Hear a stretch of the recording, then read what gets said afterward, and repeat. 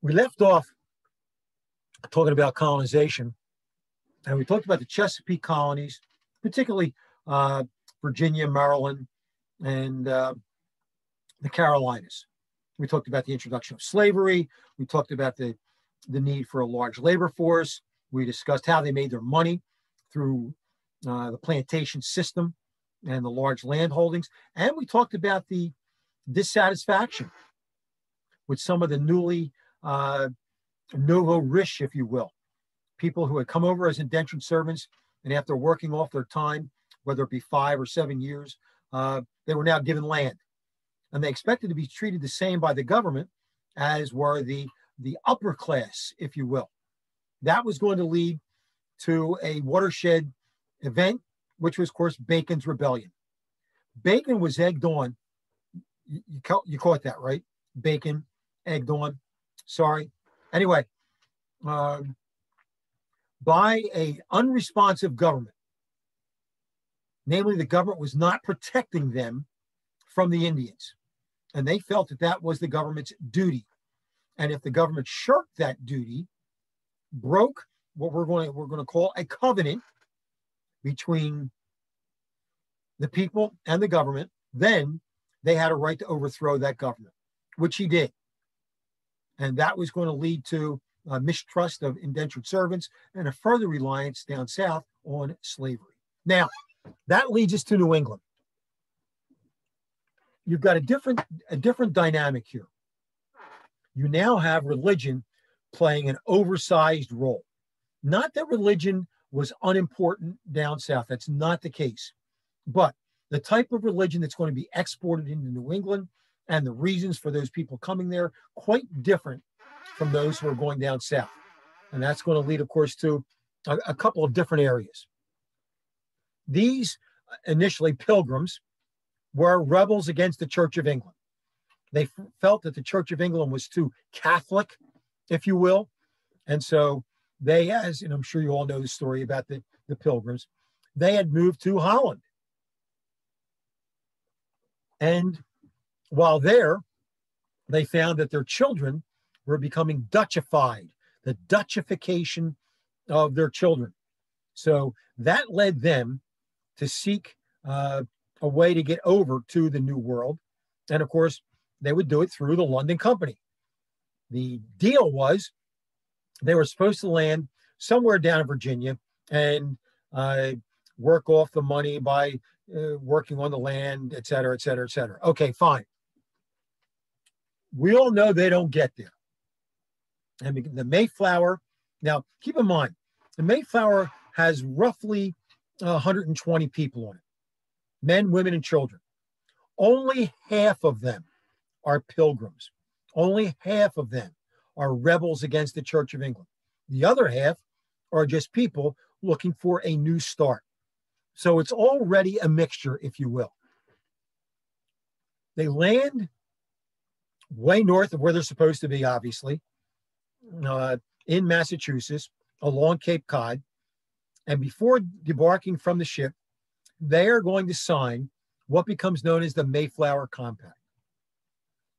This is going to have a huge impact on the eventual development of an American identity.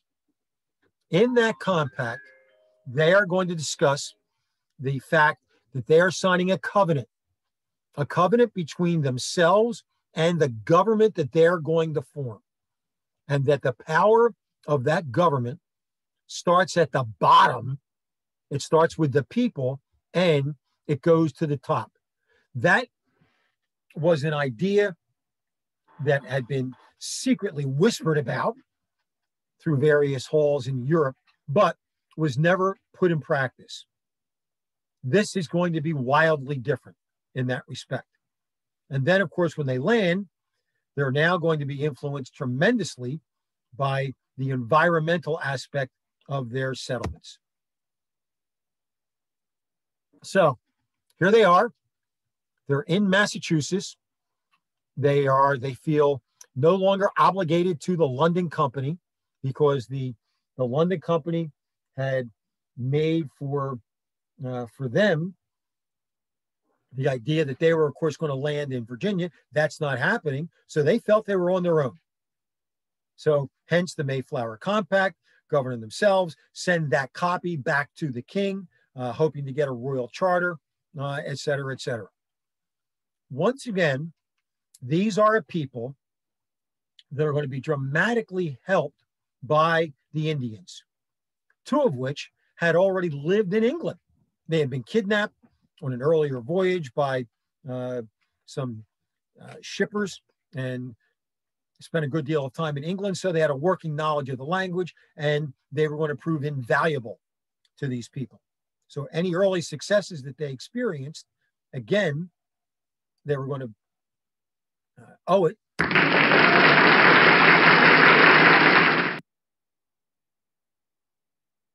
of that, brother. Now, after signing the Mayflower Compact, now keep in mind, if you look at the 30-some signatures down there, they're all male. Women did not sign the Mayflower Compact.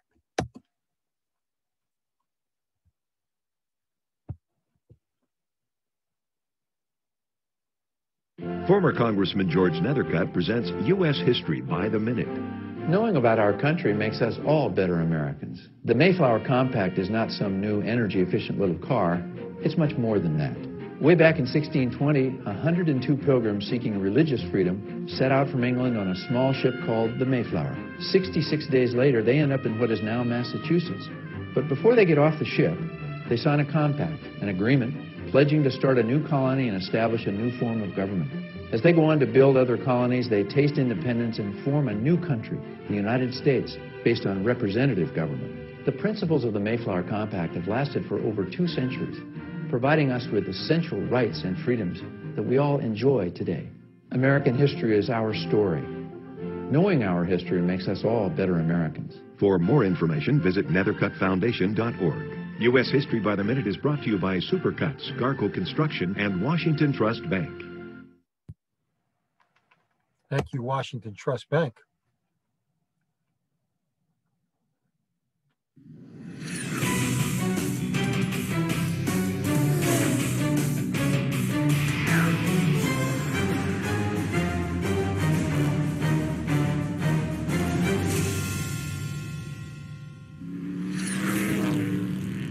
When the Pilgrims finally reached America, not only were they really late, but they were in the wrong place. They had landed far to the north of Virginia.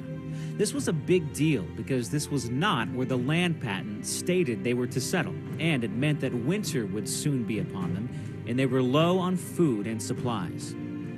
Before disembarking, the Pilgrims would sign the Mayflower Compact.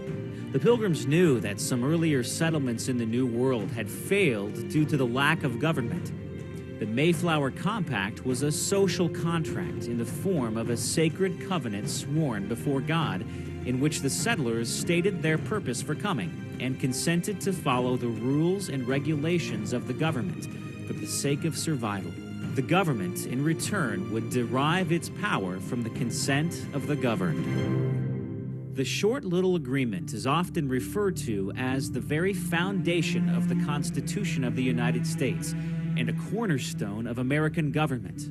Future U.S. President John Quincy Adams, who also had ancestors on the Mayflower, would later describe the Mayflower Compact as the only instance in human history of that positive, original social compact. A compact that many believed to be the only legitimate source of government. Some modern textbooks have stripped out the compact's sacred language in order to be politically correct. Find an unaltered copy and read it. While you're at it, read the Declaration of Independence and the U.S. Constitution, but we'll learn more about those later in this series.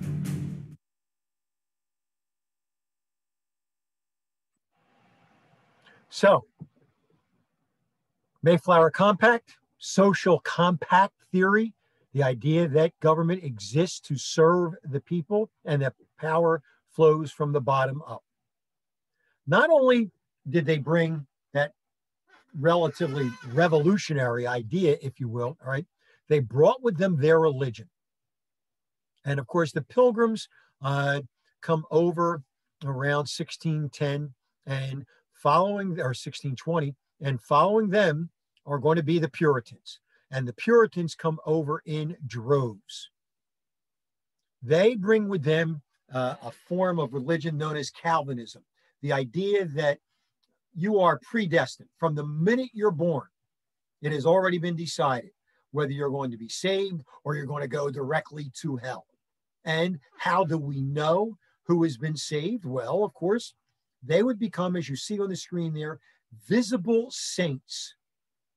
So if you're saved, then you're going to act in a religious, moral, upstanding way.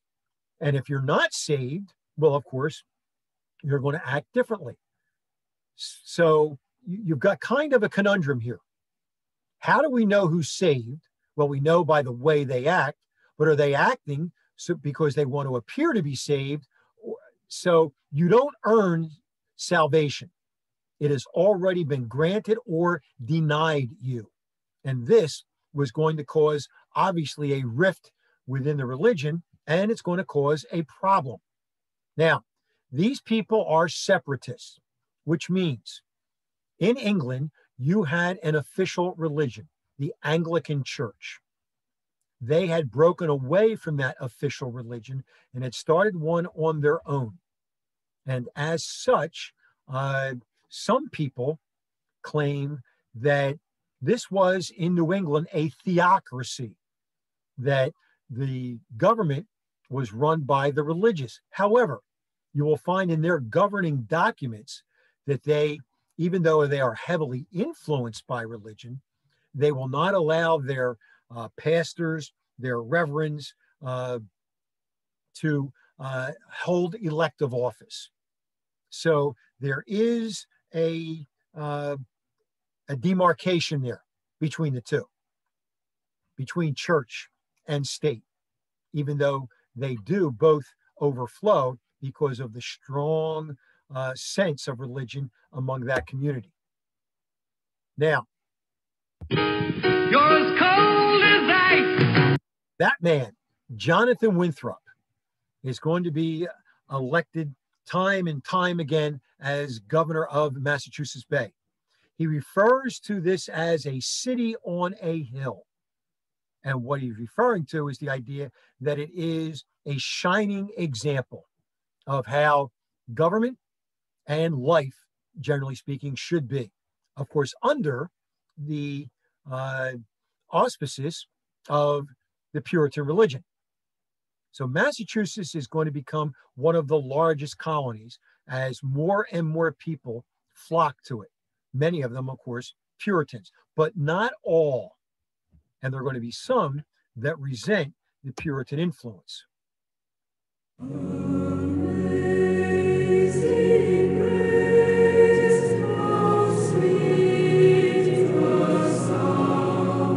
Now, the way that they governed was, of course, through fiat. In other words, approval of whatever the council or whatever the ruling group put out there by the people. However, obviously, again, strongly influenced by, quote unquote, God's law. Now, they forbid Quakers. They would not have Quakers in their colony. And eventually, the stringent character of their religion was going to cause breakups. Anne Hutchinson, Roger Williams are two of the more famous. Anne Hutchinson would hold Bible study on Sundays after the long religious services. And there they would discuss, not necessarily the Bible, but they would discuss the sermon and what it meant. Well, the nerve, a woman and other women discussing the meaning and putting their own spin on it. Eventually, Anne Hutchinson and her numerous children would leave and go to an area later known as Rhode Island. She would eventually be killed by Indians. Roger Williams was extremely upset with the way the Puritans were treating the Indians. He thought they should be treated as equals. And he was not happy with the discrimination that was being foisted upon different religious groups. So he, before he got kicked out, left on his own. He will go to Rhode Island and there officially start the colony of Rhode Island.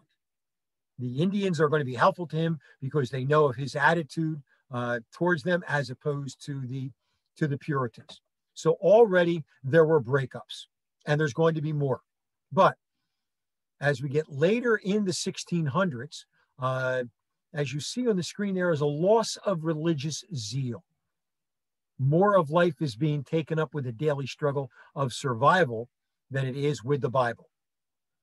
To appeal to people, to bring them back to religion, they establish what's known as the halfway covenant.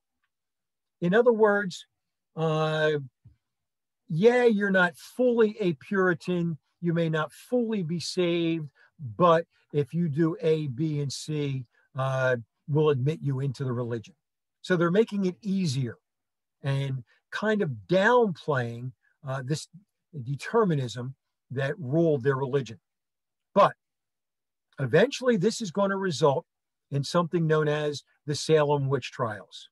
If any of you are familiar with The Crucible, a book and then a play and then eventually a movie about the Salem witch trials, you know of which I speak. Witchcraft had been around, the fear of it, for a long, long time. And any behavior that was deemed unusual, well, then that person must be possessed by a witch. And generally, not always, but generally speaking, it was believed to be a woman.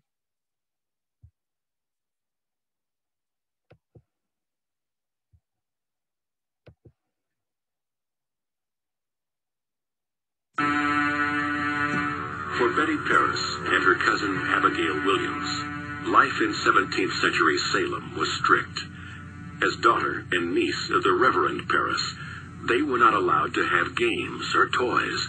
Such play was a sign of idleness, when they should be concentrating on chores and Bible verses. But unbeknownst to the Reverend, Betty, Abigail, and other girls were spending evenings by the kitchen fire with Paris's Caribbean slave, Tituba. Tituba would entertain them with magic, fortune-telling, and stories from her native island of Barbados. Such activities were strictly forbidden by Puritan code. In January, Betty and Abigail began to exhibit strange behavior, screaming, twitching, and rolling on the floor. The village doctor was certain that the girls were the victims of witchcraft. The first public display of their affliction came the last Sunday in January.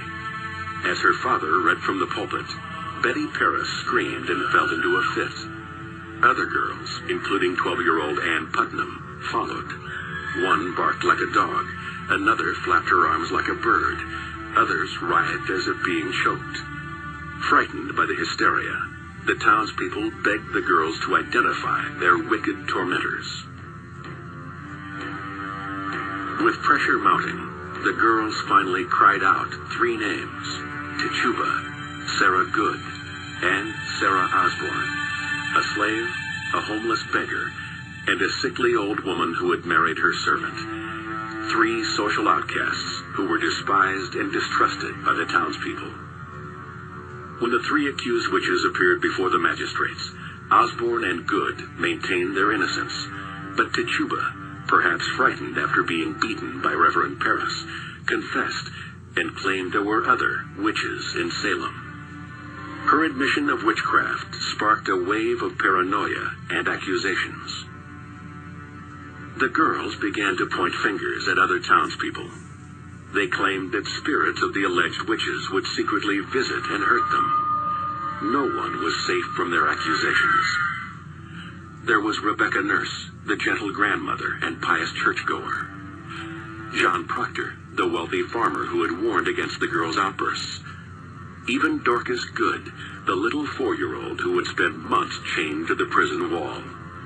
By the middle of spring, more than 150 were in jail, including some of the village's most prominent figures.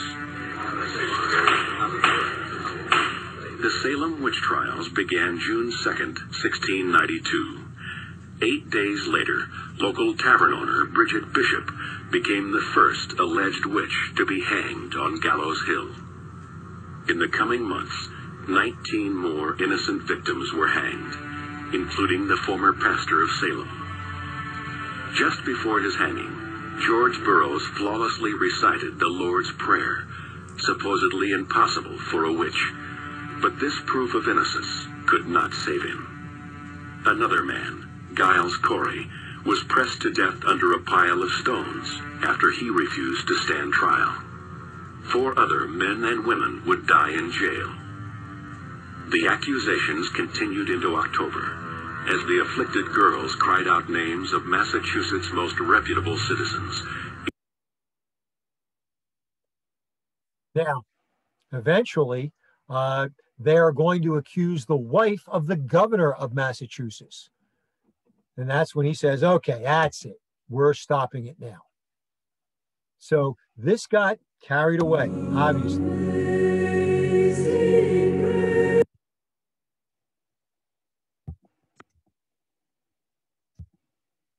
The results of all this, well, 19 people hung, 14 women, 5 men, and 2 dogs. That's how far that this thing went. Hundreds of others accused.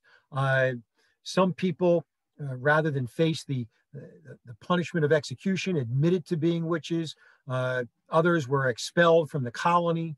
You have various and sundry punishments that were meted out. As a result of all this, all right,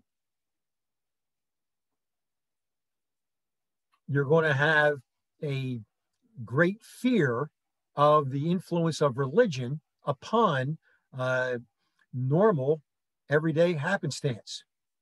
And so now what's going to happen is the idea that society realizes that there must be a separation of church and state, and that the Puritan faith was wrong-headed. So it's going to cost them their place at the top of the ladder, if you will. Doesn't do away with them, but it does hurt them. Now, the other colonies that are going to be started up there, we talked about Rhode Island. Connecticut will be another one started by an outcast from Massachusetts, a gentleman by the name of Thomas Hooker. And they are going to come up with what becomes known as the Fundamental Orders of Connecticut. That will be the first written constitution, if you will, in the New World. Maine will be for a long time until 1820 part of Massachusetts. Eventually, the king tires of all these goings on in the various colonies of New England, and he puts them into one colony called the New England Confederation, or the Dominion of New England. And that Dominion will be governed by his appointee, Sir Edmund Andros. This all happens right around the time of the Salem witch trials. So you see, here's what happens. They're looking at their bad luck. They're looking at a bunch of, prepubescent teenage girls acting out fantasy. They're looking at the problems they're having with the Indians. They're looking at the bitter winter that they had just faced. And now they're looking at a loss of their charter and governor by royal fiat. So all this, God must be punishing them. Therefore, there must be witches.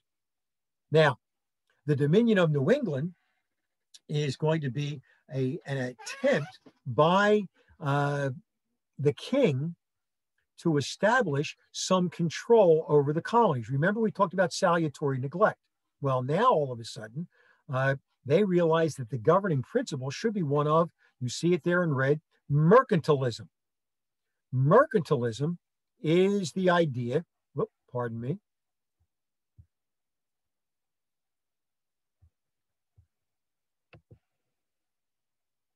Mercantilism is the idea that colonies exist for the benefit of the mother country. So you buy everything from the mother country and you sell everything to the mother country at the price, of course, that the mother country set, whether it's coming or going. Now, eventually, Sir Edmund Andros is going to be overthrown. with the revolt that takes place in England, getting rid of William and Mary. But you see the colonization and the extent of civilization as it pushes deeper and deeper into the western part of the country at that point in time.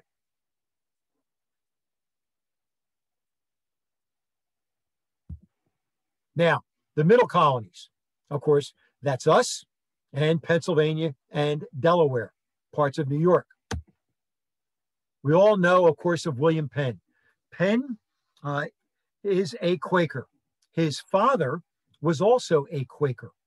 His father was also a military leader, which kind of goes against Quaker religion, and is owed a great deal of money by the king.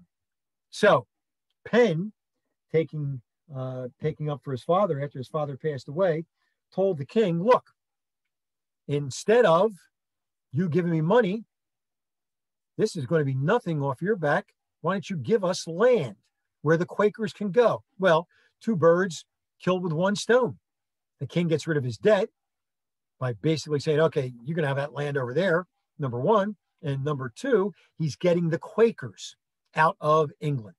And so Penn will set up Pennsylvania. Penn's Woods is the actual way that is interpreted. Of course, part of New Jersey would originally be part of that, and so would Delaware.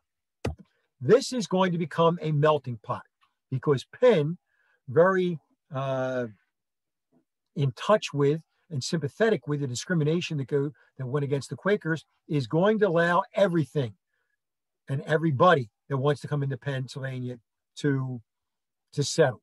However, the Quakers will hold the upper hand when it comes to government. Penn is going to set up a system very similar to that which existed in Virginia, the headright system. And so every person that you bring over, you'll be given more land. But this wasn't dealing with indentured servants. This was the poor bringing over their large families. And as it turns out, as we already know, it becomes the breadbasket of the colonies and will be that way for quite some time.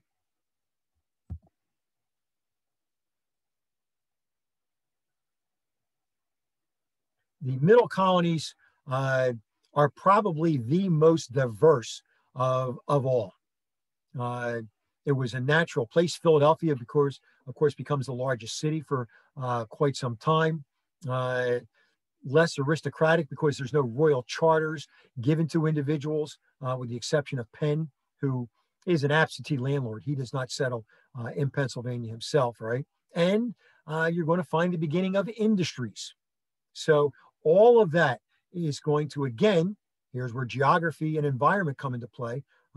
They're going to be slightly different than those above and below. Now, in New York, remember the Dutch are going to be chased out of there by the English, who take it over around 1634, 1640, somewhere in there. But despite them having their own chapter of liberties, you're going to see that there is a rebellion called Leisler's Rebellion in 1689. This was very similar to Bacon's Rebellion. They felt that it was a failure of the government that was headquartered, of course, at that time in Albany, to take care of their colonist needs. And so this seems to be a recurring theme. So Bacon's Rebellion, there'll be a rebellion in Boston in 1689 that got rid of Andros, okay? Another rebellion in New Hampshire, another rebellion in Carolina, okay? And the Protestant rebellion against the Catholic-dominated government in Maryland in 1689. So middle-class planters, merchants, tradesmen, all right? They rebelled against a group of well-entrenched people who had the monopoly of power. Now, again, they're not rebelling against Great Britain at the time, but they are establishing a precedent that if government does not serve their interest, then they have a right to get rid of that government.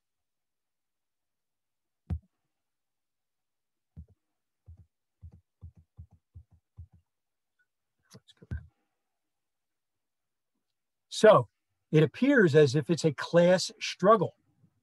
But what it really is, again, is a concept that was known, but wasn't really practiced in Europe. And that is one of egalitarianism. In other words, we are all equal. And therefore, regardless of economic station, should be treated the same by the government. And those rebellions that we talked about were in direct correlation with what they felt was an unfair system. And again, a lot of these people came from the frontiers. They were separated by geography from the government. Therefore, control and communication was sorely lacking. Now, the population is going to grow exponentially. Initially, when colonization starts in both the Middle and New England societies, the ratio of Englishmen to other people is 20-1. By the time the revolution starts in 1775, you see, it was only 3-1. So there's a lot of other people coming in, and it's also a birth statistic.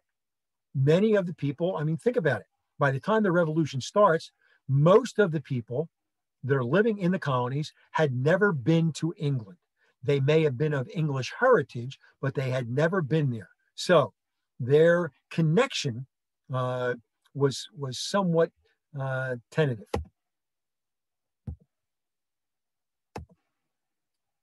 The economy, well, again, we have the triangular trade, which we talked about, land speculation, buying up land and then selling it, farming, obviously, and even by the time of the revolution, approximately 90% of all the people living in the colonies are involved in manufacturing. But trade is going to play a huge role in what's going to happen. And then eventually, as England starts, again, realizing the value of the colonies, she starts trying to exert some control. One of those examples is the Molasses Act.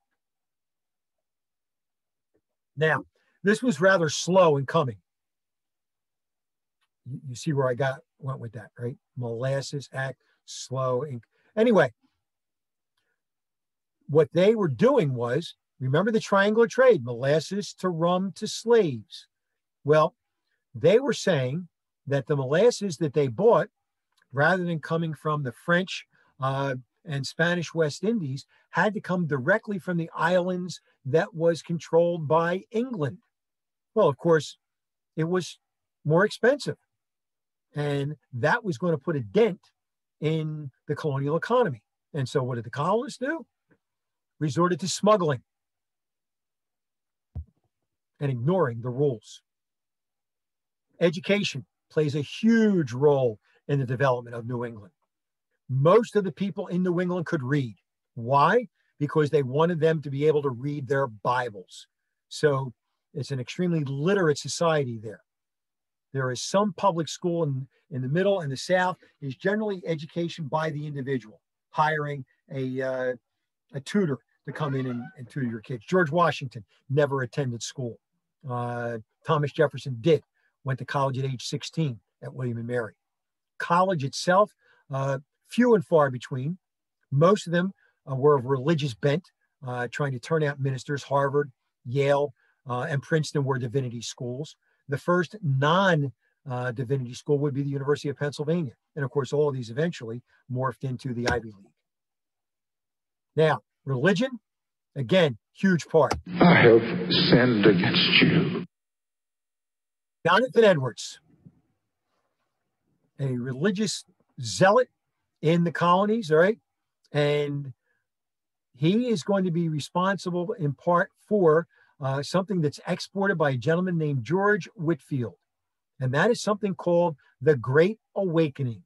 The Great Awakening. Late 16 through the middle of the 1700s, right? You can take your time and read that as I go through some things, right? But basically, what the Great Awakening said was that this predetermination, this predestination, maybe not so much. That colonists had the power in their hands to save themselves. So religious power in the hands of the colonists. The king could not force his religion, the Anglican religion, on them. And those who were of the Puritan faith, or the Congregationalists, as they later were called, could save themselves. So this challenges the idea that power is in the hands of a previously determined authority, and that it now resides in the hands of the people. This Great Awakening is going to be one of the first experiences which is universally felt by all the colonists.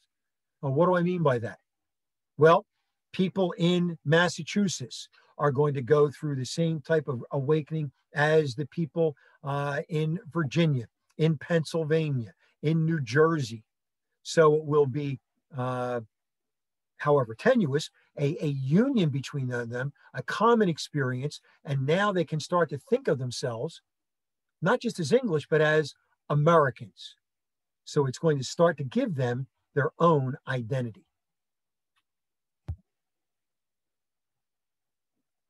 Now you have a new group of people moving in, the Scotch Irish. Ah, yes, all right.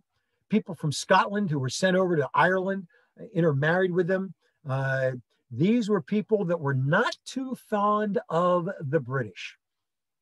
They were immediately escorted out west, western Pennsylvania, western New York, the hill country of North Carolina. Again, very far away from control by the local authorities. So they're used to being independent, and all right, they already have a rather dour look as far as the English are concerned. So the Scots Irish are going to be very preeminent in the American Revolution.